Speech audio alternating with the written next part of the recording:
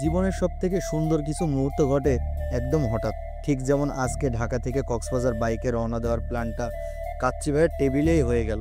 ঢাকা ছেড়ে বেরিয়ে পড়লাম চট্টগ্রাম হাইওয়ের দিকে। সকালটা বেশ সুন্দর ছিল। হাইওয়েটা যেন আমাদের ডেকে নিচ্ছে দূরের এক জায়গায়। বাইকিং মানে শুধু গন্তব্য নয়, গন্তব্যের পথটাই আসল গল্প।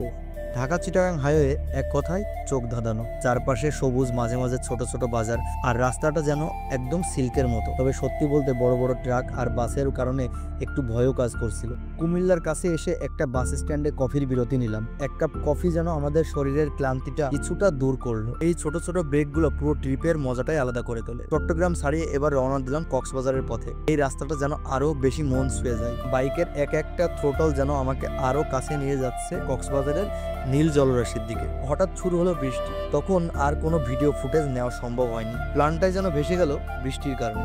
একদিনে প্রায় 450 কিলোমিটার বাইক চালিয়ে রাত 9টায় পৌঁছলাম কক্সবাজার। তো আমাদের হোটেলে রুম বুক করা ছিল। আমরা হোটেলে গিয়ে ফ্রেশ হয়ে ঘুমিয়ে পড়লাম। পরদিন সকালে নাস্তা করে রওনা দিলাম সি বিচের দিকে। রাস্তার দুপাশে মানুষজনের ব্যস্ততা, আর আমি হালকা হাওয়ায় এগিয়ে যাচ্ছি এক অন্যরকম শান্তির খোঁজে। ধীরে ধীরে বালির উপর দিয়ে হেঁটে চলেছি সমুদ্র সৈকতের দিকে। কানে আসছে ঢেউয়ের মৃদু গর্জন, আর চোখ জুড়িয়ে যাচ্ছে দিগন্ত বিস্তৃত নীল জলরাশি আর প্রকৃতির অপরূপ সৌন্দর্য।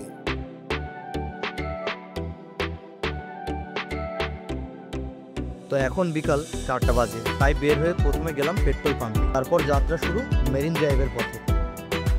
যখন মেরিন ড্রাইভে ঢুকলাম, চারপাশটা কেমন যেন বদলে গেল। বাঁদিকে বিশাল সবুজ পাহাড়, আর ডান দিকে উন্মুক্ত সমুদ্র। মেরিন ড্রাইভে বাইক চালানো যেন সিনেমার কোনো দৃশ্যের মতো। অসাধারণ এই পথে বাইক নিয়ে ধীরে ধীরে এগিয়ে চলার অভিজ্ঞতা খুবই মনোমুগ্ধকর। প্রকৃতির শিল্পকর্ম হৃদয়কে এক গভীর প্রশান্তিতে ছুঁয়ে যাচ্ছিল।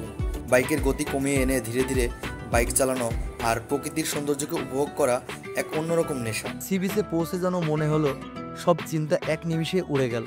চোখের সামনে নীল জলরাশি আর ঢেউয়ের আওয়াজ, এটি একটি অন্যরকম ভালো লাগা।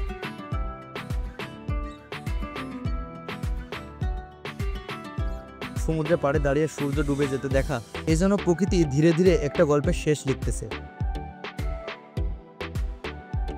গোধূলির এই মায়াবী আবহাওয়ায়, যেখানে প্রতিটি রং যেন এক একটি গল্প, আর সমুদ্র সেই গল্পের শ্রোতা। যখন সূর্য ডুবে যায় তখন মনে হয় দিনটি তার সমস্ত সৌন্দর্য উজাড় করে দিয়ে গেল সমুদ্রের কোলে। সূর্য ডুবে যাওয়ার সেই দৃশ্যটা আমি অবাক হয়ে দেখছিলাম, আর সেই মায়াবী দৃশ্যের সাক্ষী হয়ে দাঁড়িয়েছিলাম সমুদ্র পাড়ে। হঠাৎ সমুদ্রের ঢেউ এসে আমার পায়ে শীতল স্পর্শ দিয়ে চলে গেল।